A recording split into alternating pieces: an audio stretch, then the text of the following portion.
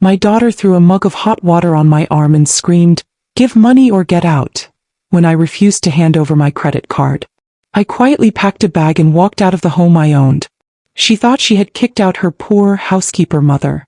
She didn't know I would use my 40 years of experience in luxury property management to lease my house to a film studio for a massive fee, leaving her to return to a film set, her belongings in storage, and a polite stranger on the lawn handing her a check for a relocation fee. Before I begin, I just want to say thank you for taking the time to hear my story. If you're comfortable, let me know where you're listening from and what time it is where you are. Now let me tell you my story. My name is Patricia Jones, though for 40 years, the most important people in Charleston knew me simply as Ms. Patty. I was the head housekeeper at the Charleston Grand, one of the city's most exclusive and historic hotels. My title was a modest one, but my domain was an empire. I managed a staff of over 100, oversaw a multi-million-dollar annual budget, and was the silent, invisible guardian of a standard of luxury that was legendary. I was a woman who understood the value of a perfectly polished surface, but also the deep structural integrity required to maintain it. At 65, I am now retired, a widow living a quiet life in the house my parents left me, a beautiful historic single house in the heart of the French Quarter, with a private courtyard that is my own small secret Eden. This Eden for the past 2 years has had a serpent in it. My daughter, Danielle, her husband, Kevin, and my beautiful granddaughter, Maya, live with me. The arrangement was born of my love and their necessity. 2 years ago, they were drowning in debt, their trendy townhouse in a new development on the verge of foreclosure. Danielle, my only child, had come to me in tears, a performance of distress so convincing it could have won an award. It was for Maya, she'd said. For the stability of my granddaughter. How could I refuse? I had welcomed them into my home. A home that was paid for, a home filled with the priceless antiques and the quiet, elegant taste of my own parents' legacy. I believed I was offering them a sanctuary, a temporary harbor until they could get back on their feet. I did not realize that they viewed my home not as a harbor, but as a prize to be conquered, and me as the inconvenient and increasingly irrelevant obstacle to its ownership. Danielle's chosen profession is a mystery to me. She calls herself a lifestyle influencer, which seems to be a job that consists of taking photographs of a life she does not actually live. Her social media is a curated fantasy of effortless wealth and sophisticated taste, a performance staged against the backdrop of my home, using my possessions as her props. She will spend an entire afternoon arranging a single perfect photograph of a cup of coffee in one of my antique teacups, placed just so on a rare 18th century side table, with a caption that reads, "Starting the day with a moment of quiet luxury. #blessed #Southern charm." Her followers, thousands of them, see a woman of means and refinement. They do not see the pile of unpaid bills on the desk in her room. They do not see the angry letters from creditors. And they do not see me, the woman who dusted that side table and washed that teacup. The foundation of this fantasy life is a deep and profound shame of her own origins. And the primary object of that shame is me. My 40-year career, a source of immense pride and professional respect for me, is to my daughter a dirty secret. I was a housekeeper, a servant in her eyes. The fact that I was the head housekeeper, a senior executive who managed a massive department, is a distinction she refuses to acknowledge. The most painful demonstration of this came a few months ago. She was hosting a small, exclusive brunch for a group of other, more successful influencers, women she was desperate to impress. I was, of course, expected to remain in my room to be neither seen nor heard. But I had come downstairs to get a glass of water, and I had the misfortune of being spotted. One of the women, a tall, elegant creature dripping in designer labels, looked at me with a polite, curious smile. "And who is this?" she asked Danielle. I saw a flicker of pure, unadulterated panic in my daughter's eyes. She recovered quickly, her own smile a bright, brittle thing. "Oh, this is just my mother, Patty," she said, her voice a little too loud. "She's staying with us for a while."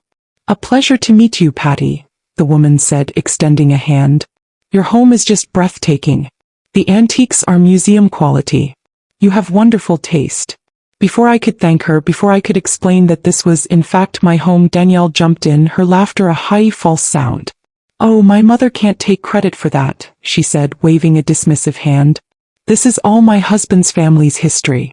My mother, she spent her life in hospitality management. A very different world. Hospitality management. The vague, corporate-sounding euphemism was a slap in the face. She had taken my life's work, my grit, my expertise, and she had gift-wrapped it in a bland, generic, and deeply dishonest package to make it more palatable for her new, sophisticated friends. She had not just lied, she had erased me. I stood there, a ghost in my own living room, and I simply smiled, a quiet, polite smile that revealed nothing of the cold, hard knot that was tightening in my chest. The public humiliation at the brunch was not an isolated incident. It was merely the most visible symptom of a slow, creeping, and deeply disrespectful takeover of my life in my home. Danielle's initial gratitude for my generosity had, over the past 2 years, curdled into a sullen, grasping entitlement. She no longer saw herself as a guest in my home. She saw me as an obstacle in hers. The disrespect was a daily low-grade fever that slowly sapped the warmth from our lives. It was in the small things. She would borrow my expensive professional-grade cookware for one of her staged cooking videos, leaving the pots and pans crusted with food in the sink for me to clean. She would help herself to my late mother's heirloom silver, using it as a prop for a tablescape photograph, then tossing the unpolished pieces back into the drawer with a careless clatter. Her husband, Kevin, was a silent, ineffectual accomplice to her campaign of passive aggression. He was a man whose spine seemed to have been surgically removed. He worked in sales, a job for which he had little talent and even less enthusiasm, and he was completely overwhelmed by his wife's ambition and her relentless, insatiable desire for more. He would watch her treat me with a casual, dismissive contempt, his face a mask of pained, uncomfortable silence. He never intervened. He never defended me. His desire for a peaceful, argument-free life with his volatile wife was more important to him than his mother-in-law's dignity. The most painful part of this slow burn of disrespect was the way she began to criticize the very essence of my identity. My cooking. I am a Charleston woman born and bred. My cooking is the food of my ancestors, the rich, flavorful, and deeply soulful Creole and Gullah cuisine that is the heart of this city. It is the food that made my restaurant a legend. It is the food I cook to show my love. To Danielle it was a source of shame. "Mother, must you use so much butter?" she would ask, looking at a dish of my shrimp and grits with a theatrical shudder. "So heavy. And all this fried food. It's terribly unhealthy. My followers are all about clean eating." She began to take over my kitchen, the one room in the house that had always been my undisputed domain. She would fill the refrigerator with her own expensive and tasteless health food. Kale, quinoa, bland, skinless chicken breasts. She would cook these joyless meals for herself and Kevin, leaving me to eat my own unhealthy food alone. It was not about health. It was about control. It was about replacing my culture, my heritage, with her own new and supposedly superior one. She was gentrifying my kitchen just as she was trying to gentrify my life. She was trying to turn my warm, soulful, historic home into a cold, sterile, and tasteless backdrop for her own empty performance. And the financial pressure that was fueling her desperation was about to bring this slow, simmering conflict to a violent, boiling point.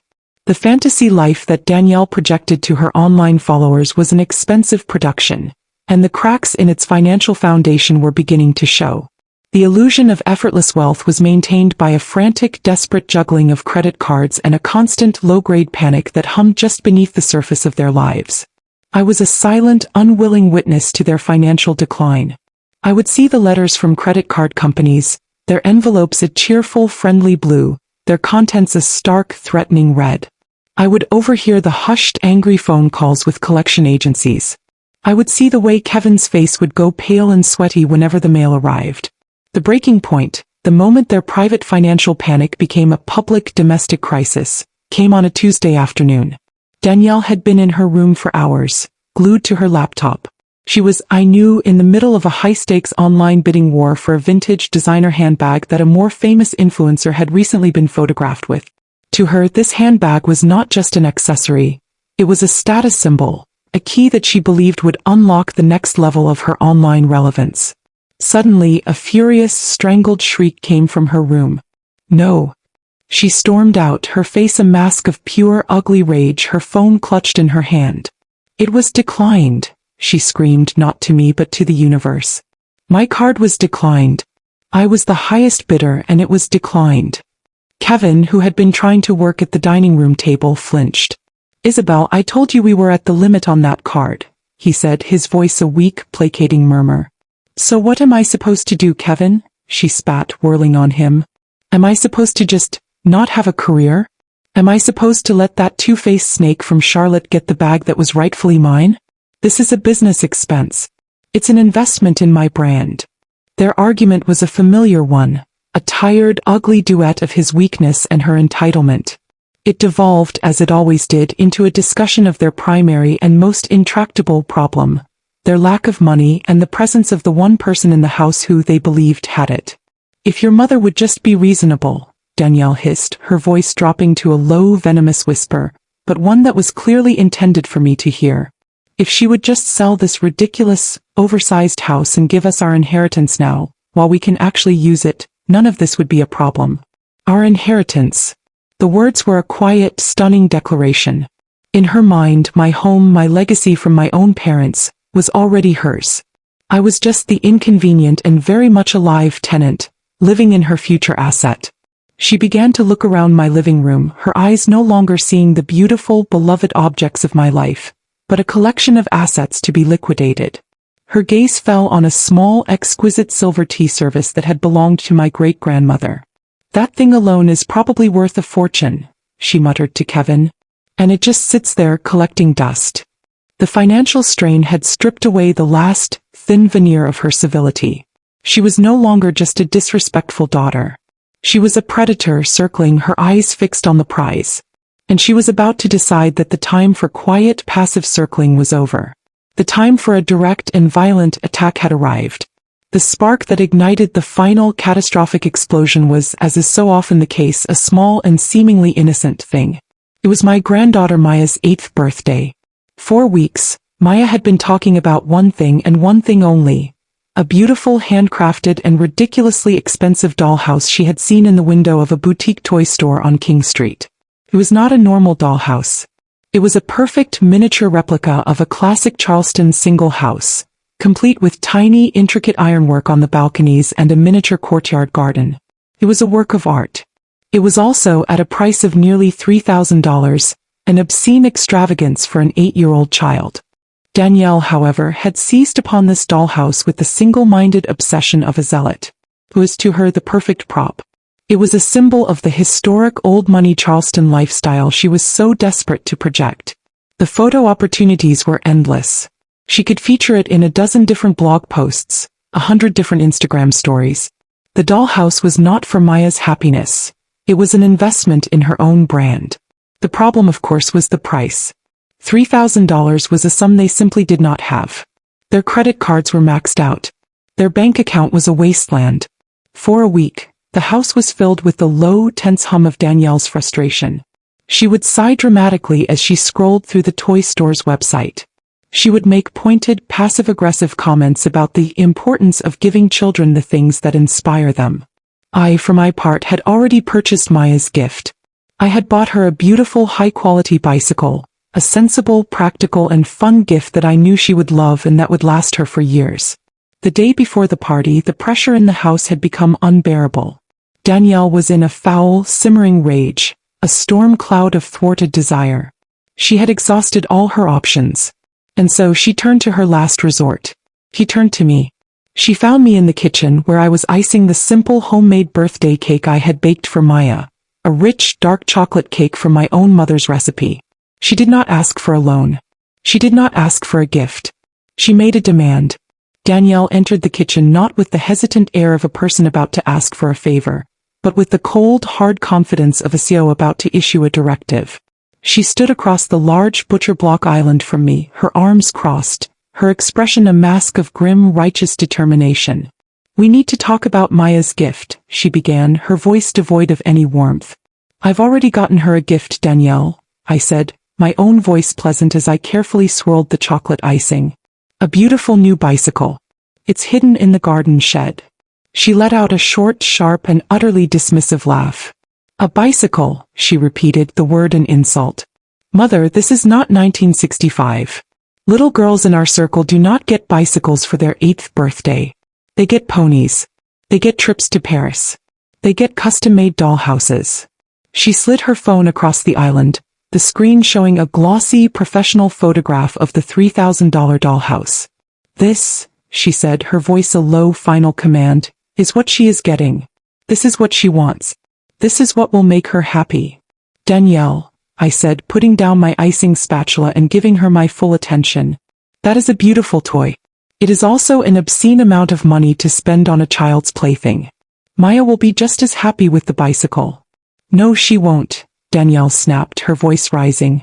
She will be disappointed. And she will be embarrassed. All of her friends are coming to the party tomorrow. They will be bringing extravagant gifts. And her own mother and grandmother will have given her a bicycle and a homemade cake. Do you have any idea how that will look? It was not, of course, about Maya's happiness. It was about her own. It was about the image she needed to project, the performance she needed to stage. I am not going to spend $3,000 on a dollhouse, Danielle, I said, my voice quiet but firm. It is a ridiculous and financially irresponsible expense. I am not asking you to spend it, she said, her eyes narrowing. I am telling you to provide it. She then laid out her demand, a demand of such breathtaking, audacious entitlement that it almost made me laugh. You are going to give me your credit card, she said, her voice a low, dangerous thing. You're going to give it to me now.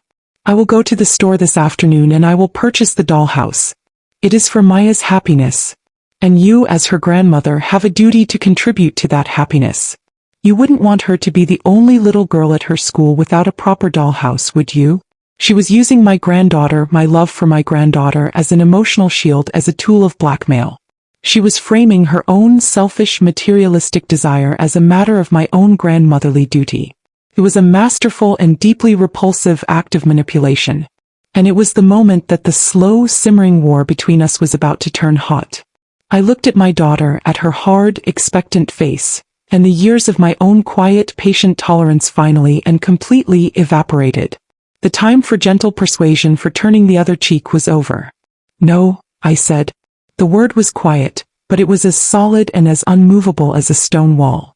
Danielle's eyes widened in disbelief. She was not accustomed to being told no. What did you say? She whispered, her voice a low, dangerous hiss. I said no, Danielle, I repeated, my own voice now as cold and as hard as hers. I will not give you my credit card. I will not be a party to this ridiculous and frankly pathetic performance. You are not teaching your daughter about happiness. You are teaching her about greed. And I will not fund that lesson. I turned my back on her, a clear final gesture of dismissal, and went back to icing my cake. It was a small domestic act, but it was also a profound declaration of my own power. I was refusing to engage in her drama. I was returning to my own sane and sensible world. My refusal, my calm, quiet dismissal, was a narcissistic injury she could not bear. She had been challenged in her own, or what she perceived as her own, domain. And she snapped. I heard a small, sharp sound behind me, the sound of a ceramic mug being picked up from the counter. I turned, a flicker of uneasy premonition in my gut. Danielle was standing there, her face a mask of pure, ugly, and unrestrained rage. In her hand was the mug of hot water she had just poured for a cup of tea, the steam still rising from it in a pale, angry cloud. You live in my house, she screamed, her voice a shrill, piercing shriek that was no longer human. You eat my food. You are nothing but a charity case, a servant. And you will do as you are told. And then, before I could even process the words, she threw it. He did not just spill it. She threw it with a vicious, deliberate, and hateful flick of her wrist. The hot water, just shy of boiling, arced through the air and hit my left forearm. The pain was a sudden, shocking explosion of white-hot agony.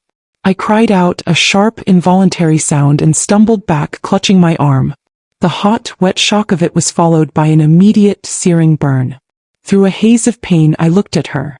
She was standing there, her chest heaving, her eyes blazing with a triumphant, wild fury. She was not horrified by what she had just done. She was empowered by it. She had crossed a line of violence, of physical assault, and she felt no remorse. And then she delivered the final, unforgivable ultimatum. Give money or get out, she screamed, her voice a raw, ugly sound that echoed in the beautiful sun-drenched kitchen. Give me the card or you get out of my house. Now. The pain in my arm was immense, but it was nothing compared to the pain in my heart. This was not my daughter. This was a stranger, a violent, entitled, and deeply broken person who was willing to physically harm her own mother over a toy. The last, lingering vestiges of my love for the woman she had become died in that moment, scalded to death by the hot water she had just thrown on me. In the ringing silence that followed her scream, my world came into a sharp and terrifyingly clear focus. The pain in my arm was a grounding reality, a physical anchor in the emotional maelstrom. I looked at my arm, at the angry red welt that was already beginning to form on my skin. And then I looked at my daughter's face, at the unrepentant, triumphant rage in her eyes. And my own rage, the hot, blinding rage of a mother who has just been assaulted by her own child, simply vanished. It was replaced by something far colder, far quieter, and infinitely more dangerous. It was a profound and absolute sense of clarity. The game was over. The relationship was over. The long, painful, and ultimately futile attempt to maintain a family with this person was over. She had given me an ultimatum, and I was going to accept it. Fine, I said. The word was quiet. It was calm. It was the sound of a door being softly but permanently closed and locked. Danielle stared at me, her chest still heaving, a look of confused, belligerent triumph on her face. She had won. He had broken me. I turned without another word and walked out of the kitchen. I walked with a calm, steady, and deliberate pace, up the stairs to my bedroom. I could feel her eyes on my back, but I did not look back. I went into my room and I closed the door. I went into my bathroom and I ran cold water over my scalded arm, the pain a distant, secondary concern. My mind was a cold, clear, and furiously working machine. I then did what I had to do. I packed. I did not pack my life. I packed a single overnight bag, a change of clothes, my toothbrush, my most important papers which I kept in a small fireproof box, and the framed photograph of my late husband, David, which sat on my nightstand. As I was packing, there was a small, hesitant knock on my bedroom door. "Nana," a small, trembling voice said. It was Maya. My heart broke all over again. I opened the door. She stood there, her small face pale, her eyes wide with a fear and a confusion that was a mirror of my own, just moments before. She had heard everything. "Are you leaving, Nana?" she whispered, her lower lip trembling. I knelt down and pulled her into a fierce, desperate hug. I buried my face in her soft, sweet-smelling hair, and I breathed in the scent of her, the one pure and innocent thing in this house of poison. "Yes, my love," I whispered, my own voice now thick with a grief that was not for me but for her. "Nana has to go away for a little while. But I love you. I love you more than all the stars in the sky. And I will see you again. I promise." I kissed the top of her head. I stood up. And I walked out of the room, leaving my weeping granddaughter behind, a casualty in a war she did not start and could not understand. I walked down the stairs, my single small suitcase in my hand. Danielle was in the living room on the phone, her voice a triumphant, gloating thing as she recounted her victory to one of her friends. She saw me, and her face hardened into a look of cold, dismissive satisfaction. I did not speak to her. I did not look at her. I simply walked to the front door, opened it, and stepped out into the warm, humid Charleston air. I closed the door behind me, the sound a soft, final click. I had walked out of my own home. And I had left my daughter in her moment of triumph completely and utterly alone. She had no idea that she had not just won an argument. She had just lost everything. I did not wander the streets of Charleston, a homeless, heartbroken refugee. I did not call a friend, weeping and asking for a place to stay. That was the role my daughter had cast me in, the pathetic, defeated victim. I refused to play it. Instead, I walked with my single suitcase and my profound and deeply empowering sense of purpose, 2 blocks down the beautiful historic street to the one place in the city where I was not a mother, not a victim, but a respected and almost revered professional. I walked to the Charleston Grand. For 40 years, this magnificent historic hotel had been my kingdom. I had started as a maid and I had worked my way up through grit and intelligence and an unshakable commitment to excellence, to the position of head housekeeper, a senior executive role that had given me command over a staff of 100 and a budget of millions. I knew every secret of this building, every nuance of its operation. And the older staff, the ones who had been there for decades, still knew me. As I walked through the grand, marble-floored lobby, The doorman, a wonderful man named James who had worked with me for 30 years, saw me. His face broke into a wide, warm smile. "Miss Patty," he exclaimed, rushing over. "It is so good to see you. Are you here for a visit?" "Something like that, James," I said, my own smile a calm, steady thing. "I'm here to check in." I walked to the front desk.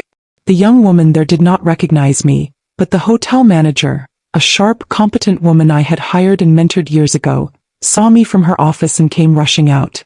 "Patty," she said, her face a mixture of surprise and a deep professional concern. "What on earth? Is everything all right?" "Everything is perfectly fine, Maria," I said. "I just find myself in need of a room for a few days. Your best suite if it's available." I checked into the hotel's grand presidential suite, a space of such quiet, understated luxury that it made Danielle's garish mansion look like a cheap imitation. From the suite's private balcony, I had a breathtaking view of the harbor. This was not an act of emotional retail therapy. It was a strategic pivot. I had left the battlefield of my domestic life, a field where I was cast as the weak, emotional mother, and I had moved the conflict to a new battlefield, the world of high-end property and professional management. A world where I was not the victim. A world where I was the expert. From the quiet, elegant sanctuary of my hotel suite, my scalded arm wrapped in a cool towel provided by the hotel's doctor, I made my first call. It was not to a lawyer. It was not to a friend. It was to a man named Elias Dubois. Mr. Dubois was a legend in the Charleston real estate world. He ran a small, exclusive, and incredibly powerful property management agency. He did not deal with ordinary rentals. He dealt with high-end, long-term corporate and film production leases. He was the man the movie studios called when they needed to lease a historic mansion for a 6-month shoot. He was a man who understood the unique and incredibly high value of a property like mine. "Mr. Dubois," I began after his assistant put me through. "My name is Patricia Jones. You don't know me, but for 40 years I was the head housekeeper at the Charleston Grand. I am calling you on a professional matter. I am the sole owner of the historic single house at 14 Church Street. It is fully furnished with period-appropriate antiques, and it is, as of this afternoon, available for a long-term commercial lease. I believe you will find it to be a property of significant interest to your clientele." I then spent the next 20 minutes describing my home to him, not as a mother but as a professional.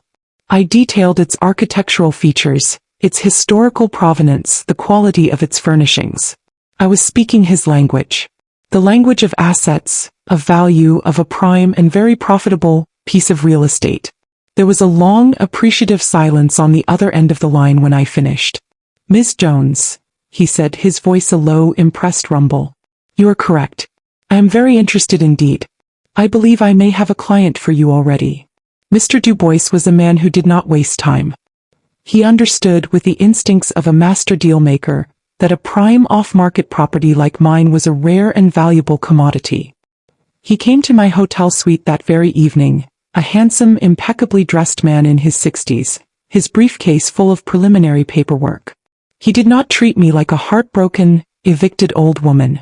He treated me like a peer, a fellow professional in the high-stakes world of Charleston property. We did not talk about my family situation.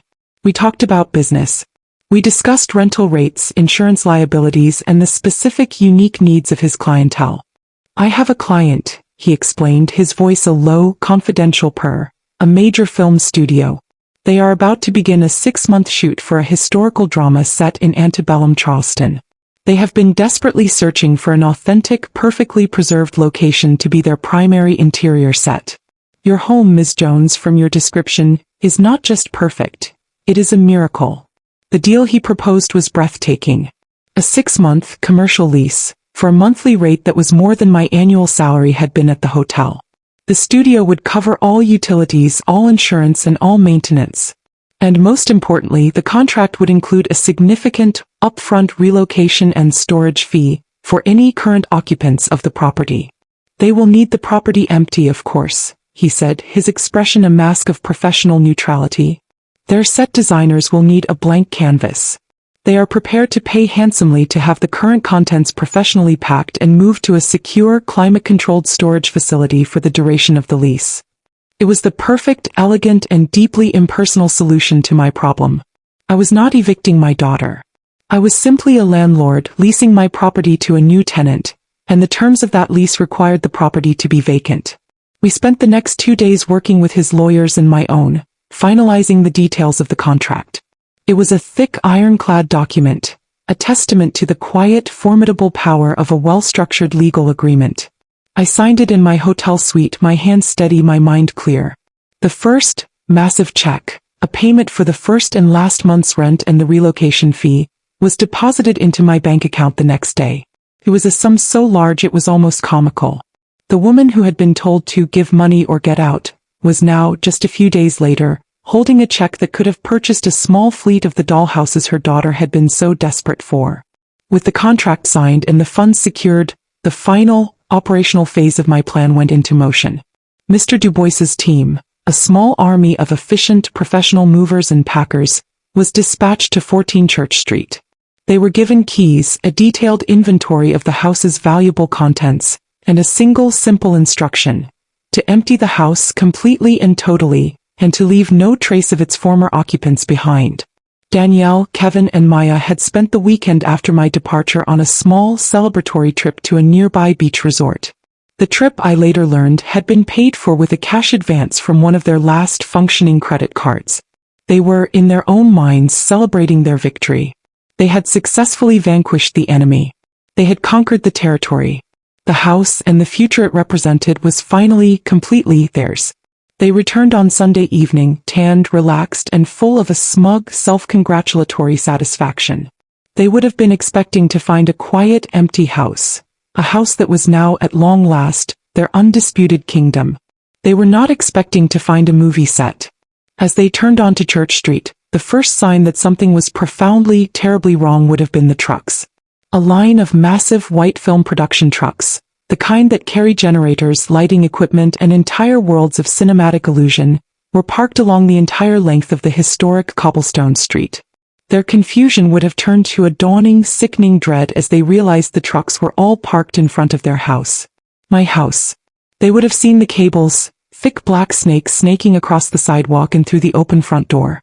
They would have seen the teams of busy, professional-looking people in headsets, carrying lights and camera equipment, moving in and out of the house with a sense of purpose and ownership. They would have gotten out of their car and walked with a growing sense of unreality towards the scene. Their home was no longer a home. It had been transformed into a bustling, chaotic, and completely alien landscape. And then they would have seen their own lives boxed up and being carried out the front door. A team of professional movers in crisp, clean uniforms was systematically emptying the house of their possessions. Their clothes, their furniture, their entire messy and deeply indebted existence was being professionally packed into boxes and loaded into a large, waiting moving van. Danielle would have, I am sure, tried to rush forward, to scream, to demand to know what was happening. But her path would have been blocked. A polite but very firm security guard would have stepped in front of her. "I'm sorry, ma'am," he would have said. "This is a closed set. No unauthorized personnel." And it was at that moment, in the depths of her confusion and impotent rage, that she would have seen him. The stranger on the lawn. The stranger, of course, was Mr. Elias Dubois. He was standing on the small, manicured lawn in front of the house, a clipboard in his hand, observing the entire operation with an air of quiet, professional authority. He was impeccably dressed in a linen suit, a picture of calm, competent control in the midst of the organized chaos. He saw Danielle and Kevin and Maya standing on the sidewalk, their faces masks of stunned, horrified disbelief, and he began to walk towards them, his movements calm and unhurried. "Mrs. Carter?" he asked, his voice a polite, professional, and utterly impersonal thing. "My name is Elias Dubois. I am the property manager for this residence." "Property manager?" Danielle would have stammered, her mind struggling to make sense of the words. "What are you talking about? This is my house." "I'm afraid you are mistaken, ma'am," Mr. Dubois replied, his voice still polite, but now with a new hard edge of legal finality. He consulted his clipboard. "According to our records, this property, 14 Church Street, is the sole and separate property of a Ms. Patricia Jones. And as of 3 days ago, Ms. Jones has entered into a long-term, exclusive commercial lease agreement with a film production company. The property is now legally under my management for the duration of the lease." "And you," he said, his eyes meeting hers with a look of cool, dispassionate authority, "are trespassing." He then, with a perfect, almost theatrical timing, handed her two things. The first was a single, folded legal document.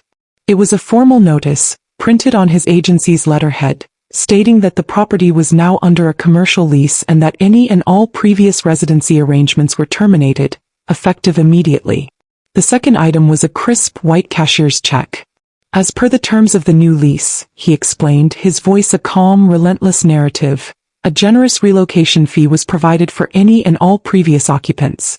This check should be more than sufficient to cover a security deposit and 6 months' rent on a new apartment of your choosing. We have also, at the owner's expense, had all of your personal belongings professionally packed. They have been moved to a secure, climate-controlled storage unit. The keys to that unit and the first year of storage fees are also covered." He handed her a small, separate envelope that contained the keys to the storage unit. The entire transaction was a masterpiece of professional, impersonal efficiency. He was not evicting them. He was relocating them. He was not throwing them out on the street. He was handing them a generous severance package. He had taken their ugly, violent, and deeply personal act of betrayal, and he had responded with a quiet, elegant, and devastatingly effective business decision. Danielle stared at the check in her hand, at the keys to the storage unit, at the legal notice. She looked at the bustling film crew. She looked at the grand historic house that she had been so sure was hers. And she finally, completely and irrevocably understood. She had not been fighting with her mother. She had been in a business negotiation with the landlord. And she had just been, in the most polite, professional, and humiliating way imaginable, fired. The story concludes 3 months later. I am sitting in the beautiful, sun-drenched courtyard of my home, a place that is now, for the first time in 2 years, truly and completely mine again. The film crew is a constant humming presence, but they are respectful, professional, and most importantly, they are paying tenants. The house is no longer just my home. It is a thriving, income-generating business asset. I have been hired by the production company as a paid consultant, a historical advisor for the film. My 40 years of knowledge about Charleston's history, about the nuances of Creole culture, about the authentic details of a life lived in this city, are no longer a source of shame. They are a valuable and highly compensated professional skill. I spend my days in fascinating conversations with directors and set designers, my evenings in the quiet, luxurious peace of my suite at the Charleston Grand. Danielle and Kevin, I have heard through the quiet family grapevine, have not fared as well. They took the severance check, of course. They had no choice. They used it to rent a modest, generic townhouse in a new development on the outskirts of the city. The life of curated, historic charm they had tried to project is gone. Danielle's influencing career has imploded. The sudden, unexplained move from the grand French Quarter mansion to a suburban townhouse was a narrative she could not control, a story she could not spin. Her followers, sensing the inauthenticity, have drifted away. She is no longer a lifestyle influencer. She is just a woman living in a townhouse with a mountain of debt that my severance check could only begin to address. The most important part of my new life, however, is Maya. Part of my agreement with the film studio was that the lease would be contingent on my having full, unrestricted access to the property. And part of my new informal arrangement with my son-in-law, Kevin, a man who is now, in his desperation, surprisingly compliant, is that Maya spends every weekend with me. She is here now, in the courtyard, her laughter a bright, beautiful sound as she watches the actors in their period costumes. She is thriving away from the constant, tense atmosphere of her parents' ambition. I have not just reclaimed my home. I have reclaimed my granddaughter. I have taken the ugliest, most painful moment of my life and I have used it to build a new, better, and far more honest future for myself and for her. My daughter had screamed, "Give money or get out." In the end, I did both. I gave her the money, and I got her out. And in doing so, I discovered that the best and most satisfying business decision of my life was not selling my restaurant. It was leasing my home.